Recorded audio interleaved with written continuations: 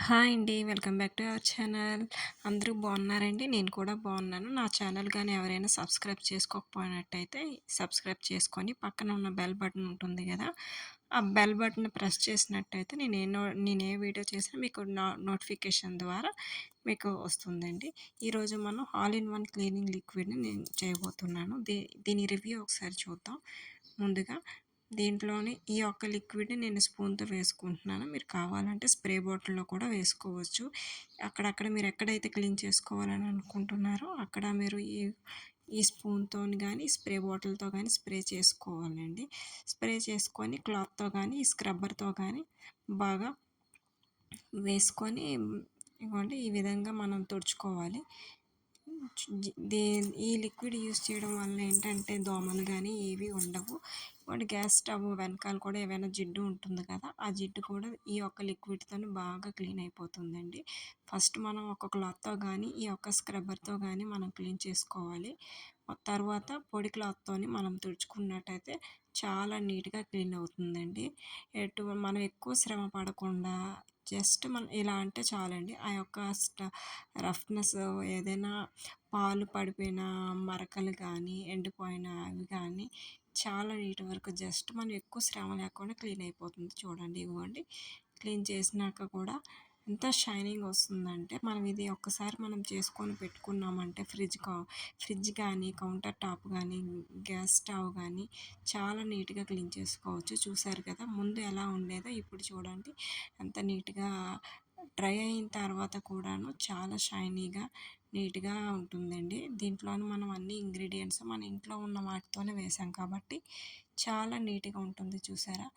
Just మనం ఎక్కువ శ్రమ కూడా పడాల్సిన అవసరం లేదండి. జస్ట్ ఇది వేసేసి ఓన్లీ నార్మల్ క్లాత్‌తో తుడుచుకున్నామంటే చూడండి అప్పటికి ఇప్పటికే ఎంత షైనింగ్‌గా ఉంటుందో చూసారు కదండీ!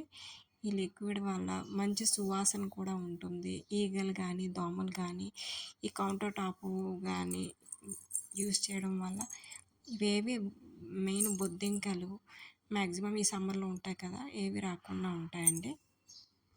ముందుగా దీన్ని ఎలా ప్రిపేర్ చేయాలో చూద్దాం. ముందుగా ఒక బౌల్‌లో ఏదైనా మీరు వాషింగ్ మిషన్ లిక్విడ్ ఉంటుంది కదా, ఆ యొక్క వాషింగ్ మిషన్ లిక్విడ్‌ని నేను ఒక ₹10 ప్యాకెట్ సర్ఫ్ ఎక్సెల్ వేసుకుంటున్నాను. లిక్విడ్ వేసుకున్నాక ఈ సర్ఫ్ అయినా వేసుకోవచ్చండి. నేను ఈ లిక్విడ్ వల్ల కొంచెం నీట్‌గా ఇంకా సర్ఫ్ కరగడానికి టైం పడుతుందని వేసుకుంటున్నాను. తర్వాత దీంట్లోనే ఒక టీ గ్లాస్‌కి సరిపడినన్ని ఒక 2 గ్లాసెస్ ఆఫ్ వాటర్‌ని వేసుకోవాలి. వాటర్‌ని వేసుకున్నాక దీంట్లోనే మనం 1 ½ స్పూన్ వరకు కూడా సాల్ట్‌ని వేసుకుందామండి. ఈ సాల్ట్ వేసుకున్నాక బాగా కలుపుకోవాలి. తర్వాత దీంట్లోనే మన ఇంట్లోనే ఉండే బేకింగ్ సోడా ఉంటుంది కదా, బేకింగ్ సోడా కూడా 1 ½ స్పూన్స్ వరకు కూడా మనం వేసుకోవాలండి. ఈ విధంగా నేను ఒక మీడియం సైజు స్పూన్ తీసుకొని 1 ½ స్పూన్ వరకు వేసుకుంటున్నాను. తర్వాత దీంట్లోనే ఒక వెనిగర్ ఉంటుంది కదండీ! ఏ వెనిగర్ అయినా పర్వాలేదు.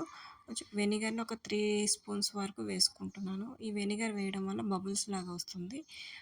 తర్వాత దీంట్లోనే మన స్మెల్‌కి బట్టల కింద పెడుతుంటాం కదండీ కంపౌండ్స్. అవి ఒక 2 తీసుకొని బాగా పౌడర్‌లా చేసుకొని దంచుకోవాలండి. ఈ దంచుకున్నవి బాగా మెత్తని పౌడర్‌లా చేసుకోవాలి. చేసుకున్న తర్వాత ఇదేంటంటే మెత్తగా చేసుకోకపోయినట్టయితే స్ట్రక్ అయిపోతాయి స్ప్రే బాటిల్‌లో వేసేసరికి. తర్వాత ఇగోండి ఈ విధంగా అయింది కదా! దీన్ని బాగా మెత్తగా అయింది కదా!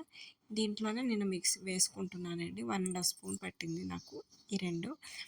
దీన్ని కూడా మనం ఈ ఒక మిశ్రమంలోనే వేసుకోవాలి. వేసుకొని బాగా ఇది కలిసే వరకు కూడా బాగా మిక్స్ చేసుకోవాలి. ఈ విధంగా మిక్స్ చేసుకున్నట్టయితే ఏదైనా సరే స్టక్ అయిపోయినా బాగా కరిగిపోతాయన్నమాట. మనం మిక్స్ చేసుకోవడం వల్ల ఈ యొక్క సాల్ట్, బేకింగ్ సోడా వేయడం వల్ల ఏంటంటే మన జిడ్డు మరకలు కానీ ఏవైనా ఉంటే క్లియర్ అయిపోతాయండి. తర్వాత దీంట్లోనే మనం ఒక కంఫర్ట్‌ని వేసుకుందాం. ఇగోండి నేను ఈ హాఫ్ మూత వరకు వేసుకుంటున్నాను. ఏంటంటే కిచెన్ కూడా మంచి సువాసనతో ఉంటుందండి. ఇగోండి ఈ విధంగా వేసుకున్న తర్వాత అన్నీ కలిపేసి మొత్తం ఒక స్ప్రే బాటిల్ దీన్ని ఒక స్ప్రే బాటిల్‌లో వేసుకొని స్టోర్ చేసుకోవచ్చు. Thank you for watching.